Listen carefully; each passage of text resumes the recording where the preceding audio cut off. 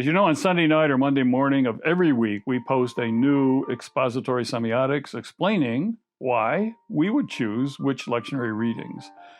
But in these readings, our dream is, and our desire is, to help you read the signs and fondle the details and spot the seminal metaphors, the condensed signs and the stories that are key for preaching to a digital culture. So strap on your seatbelt and join us as we prospect our passages for today. Len Sweet here from Daytona Beach, Florida. In fact, if I were to open up those curtains, you would just see the Atlantic Ocean. And actually, I tried it yesterday to get you something, but it was just the waves were so loud and roaring that you could hardly hear me. And maybe after you hear this LenTalk, you wish all you did hear were the waves. But at any rate, it's a beautiful sound. God loves to hear those waves sound forth as much as my voice. So I wish I could bring you both at the same time, but I had to pick one or the other. So I picked me over the waves. And but I'm here with the Salvation Army, one of my favorite groups to be with and to hang with. In many ways, this tribe is kind of my Bethany, my place that I love just to hang out and be myself. And I come out of the holiness tradition, so to be here with them is a special, rare treat. Our LenTalk, this is the second Sunday of Lent, and we're passages here. The first reading is the great passage from Genesis where God sends Abraham. He says, trust me, I'm going to ask you to leave the land that you're from and go to a land that I will show you. In other words, I'm going to take you in a direction and you have no idea where you're going, but just trust me. And if you trust me and live out of this faith, you will be blessed enormously. And our Psalm 121, this is every Appalachian, this is their favorite psalm. I will lift up mine eyes unto the hills. From whence does my help come? My help comes from the Lord who made heaven and earth. My help comes from the Lord. My brother John, before he goes anywhere in his car, he'll sit behind the wheel, spend a moment of meditation, and recite this psalm in its entirety. And the Lord will keep your going out and your coming in from this time on and forevermore. And then he turns on the car and goes. A blessing for travel, a traveling mercy psalm. And then our second reading, our epistle reading, is the book of Romans. And this is where I want to spend some time. Our gospel reading is the very familiar passage, John 3, 1 to 17, 18. It's a passage, we know the verse, but we don't know the story of Nick by night who came to Jesus and asked some questions. But I want to look at this Romans passage. And it begins, what then are we to say was gained by Abraham, our ancestor, according to the flesh? For if Abraham was justified by works, he has something to boast about, but not before God. For what does the scripture say? Abraham believed God, and it was reckoned to him as righteousness. Now, to one who works, wages are not reckoned as a gift, but as something due. But to one who without works trusts him who justifies the ungodly, such faith is reckoned as righteousness. Now, so Paul is really saying here that this whole antinomy between law and grace is wrong, that they belong together, they blend together. You can't have one without the other. And then he goes on, for the promise that he would inherit the world did not come to Abraham or to his descendants through the law, but through the righteousness of faith. If it is the adherents of the law who are to be the heirs, faith is null and the promise is void. For the law brings wrath, but where there is no law, neither is there violation. In other words, you need the law as kind of a schoolmaster to educate you in. That was John Calvin's metaphor for the law. It was a schoolmaster to educate you and teach you in the need for grace, because nobody can keep the law. The only person who ever kept the law perfectly was Jesus. And so we are justified by grace through faith. But this does not abrogate the law or supersede the law. And that's what I want to talk about today in this LenTalk. Now, Paul says to Timothy at one place, "For the time is coming and soon will be where people will not endure sound teaching." For the time is coming where people will not endure sound teaching. Whether we are in that time or not, I leave to you. And you can decide. But I'm going to say some things today, whether welcome or unwelcome, that need to be said. And may be hard for some of you to hear who may have not even thought about this question or asked this question, or were trained to just ignore this question. And the question is really this basic understanding of the nature of law and grace, and why they need each other, why they belong together, and why grace, even Abraham, Paul is saying, was saved here by faith, and that faith, of course, then comes to fruition in Jesus the Christ. I want to begin with a story that impacted my life greatly. And the person that I had this conversation with, it was a friend of mine who's one of the most prominent Jewish scholars in the world. And his writings have influenced mine, and I just respected him so much. We used to have great conversations, sobra mesas, where we'd eat together and then we'd argue and talk. And he came to a point in his life where he had to leave where he was teaching at a Christian seminary, also part of a university, and went to a state school. And I'm going, why are you doing this? I don't understand. You're a person of faith. This is a community that supports faith, endorses faith, is faith-based, supported by the church. And why are you going to a state school where you would think would be hostile to the kind of research interest that you have? And his response was, I'll never forget it. He said, "Len, I love Torah. I live for Torah. I live Torah every day. Torah is true. Torah is truth for me. Torah is true. I am a Jew, and I believe in Torah." He said, "Now you're a Christian, and you believe Jesus." I said, "Yeah, I believe Jesus is embodied Torah." He said, "I know." He said, "So when you and I talk, we have great conversations because you're passionate about Jesus, and you believe he's the Messiah. I don't. But I'm passionate about Torah. And so out of our passions, we can talk and learn from one another." He said, "The problem is, in this school where I'm teaching, everybody's kind of namby-pamby, easy peasy. Nobody wants to offend anybody. So I'm just like, I'm arguing against marshmallows because, wherever I push, I don't get anything back. I don't get any grit. It's just, I'm just gumming my way here. And I need somebody to argue with me who believes, if you're going to be a Christian, believe Jesus is true. I'm a Jew. I believe Torah is true. So I want people who can talk to me and argue with me. If you're going to be an atheist, be a passionate atheist. But I can learn from everybody. But I need to talk to people who are as passionate about Jesus as I am about Torah. And I'm not finding that here. And my heart sank. My heart sank. And one of our conversations we used to go on about is how law and grace belong together, and that they come together in Jesus, who was the only one who kept God's law perfectly. And it is through his mercy and grace that we are redeemed and restored. And so he respected the fact that I saw Jesus as a Jew, but who was the Messiah who embodied, as I put it, embodied Torah and embedded temple, both at the same time. He didn't believe it, but he loved arguing with me.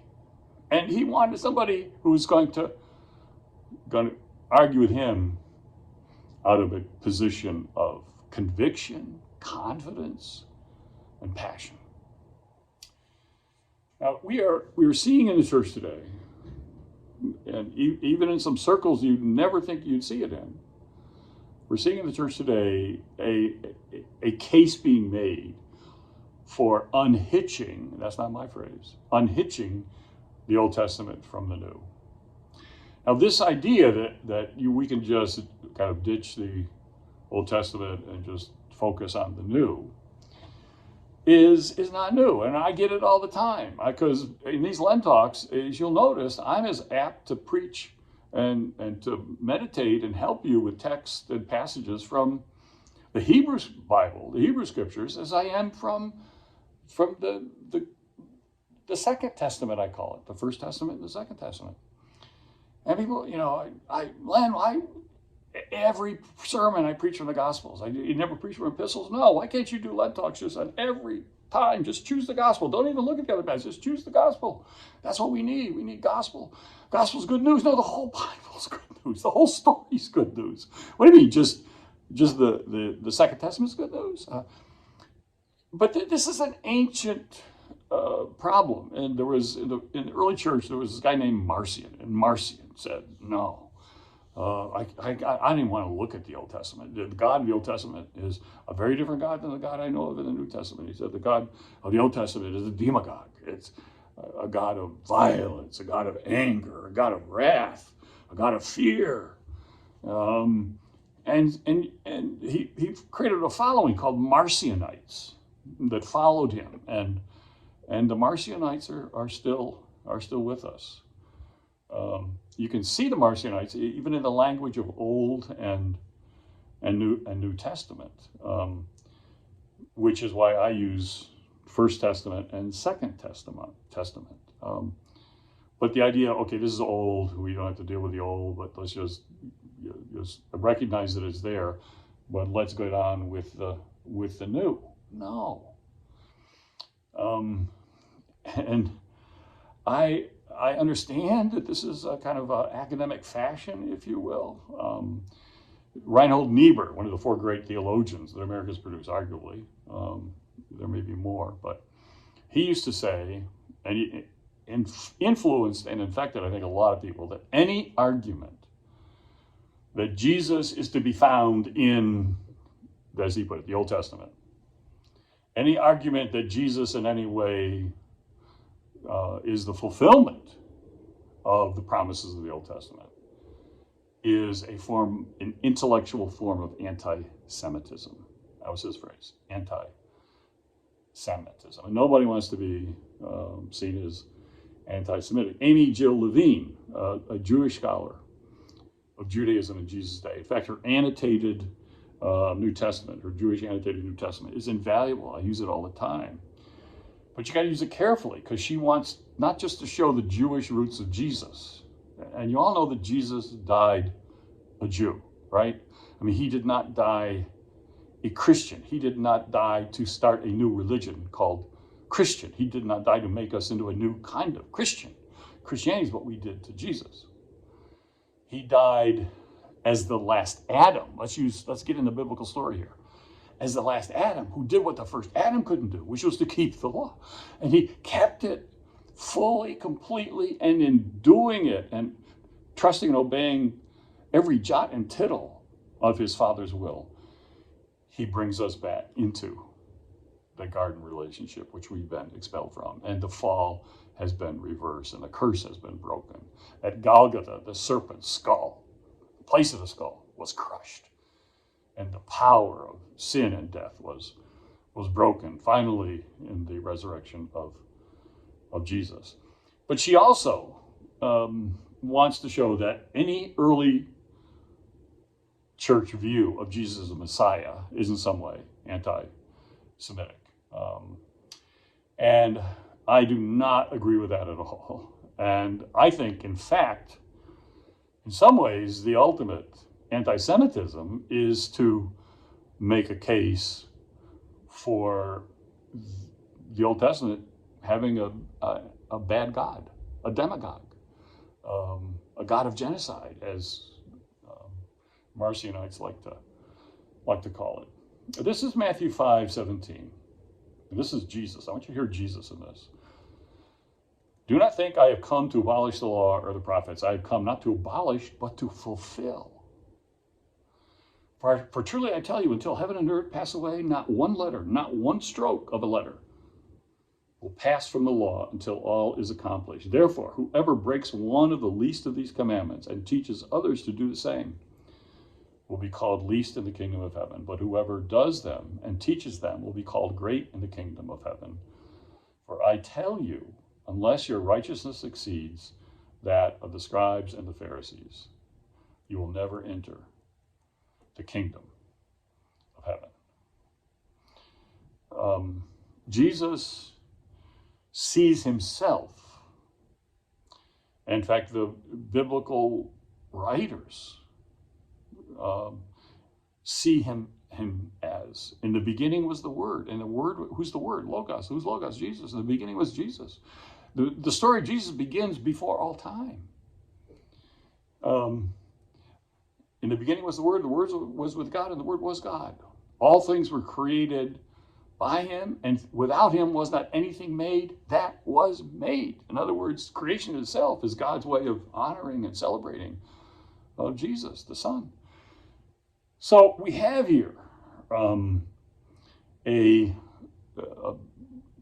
confusion in many ways that okay, Judaism is somehow an inferior, and it really comes to a phrase, a form with this, the Jews were responsible for killing Jesus, and the Jews killed Jesus, and on them they bear the blood of his cross, and they bear the blood of his death.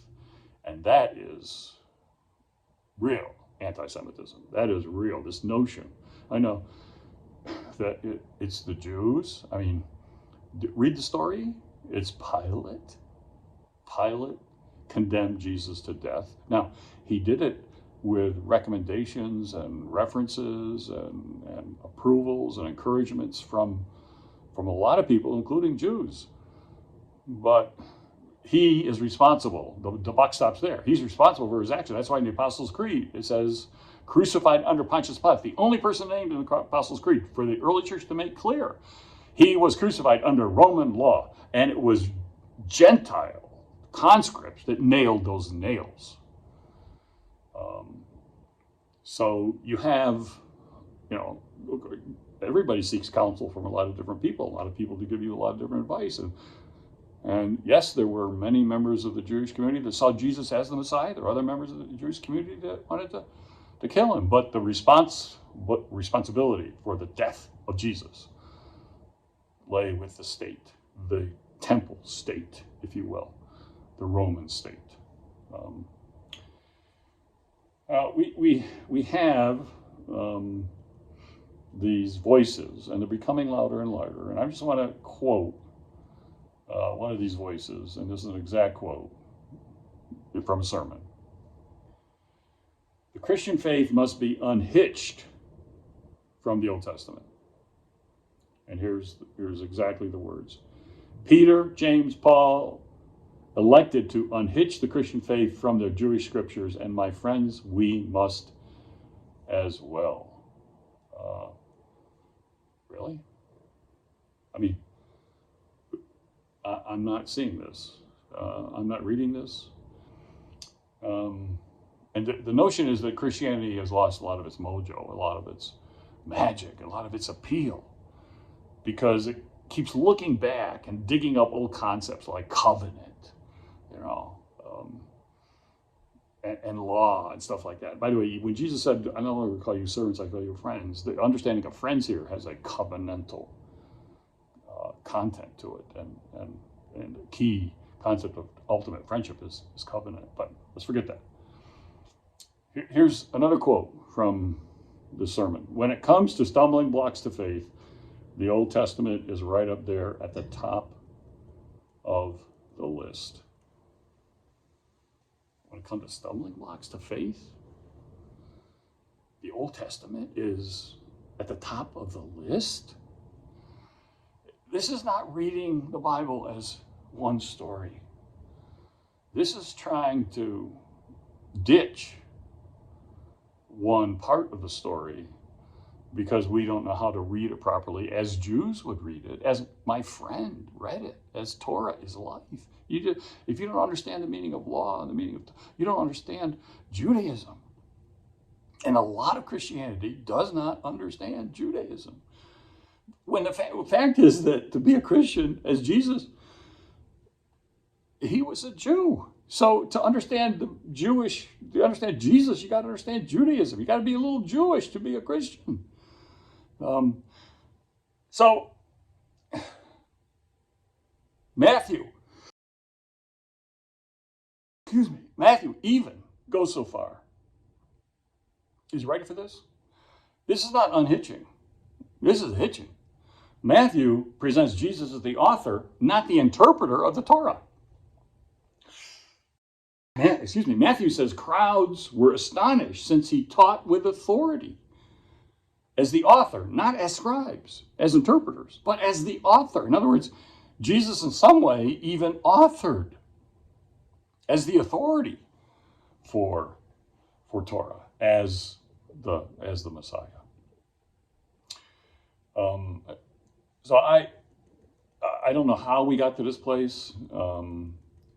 I do know that in the story in John 3:16 here, Nicodemus comes to Jesus and calls him rabbi. And the two highest names, rabbi and didaskalos. Didaskalos means doctor of Torah. So Nicodemus is recognizing Jesus as a doctor of Torah, as a rabbi.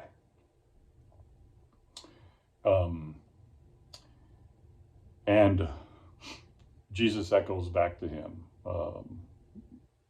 what he's coming at with and speaking in his language. By the way, Nicodemus is so left-brained. He doesn't have any right brain functioning. That's why he can't deal with metaphors. But Jesus sticks with him, and Jesus is saved from the dogs. In other words, he's not left on the cross to have his body desecrated and desiccated by the vultures and the dogs, but he is by Joseph of Arimathea and Nicodemus. Nicodemus came around. There's hope for left-brained people to take Jesus down from the cross and bury him. I cannot tell you how disturbing this is for me to have to argue all the time that this is one story. The First and Second Testaments are one story. Even Jesus said, all the scriptures, John 5, speak of me, point to me. You have Jesus himself in the Emmaus Road story. Beginning with Moses and the prophets, Jesus tells the story, his own story, in the language of Torah.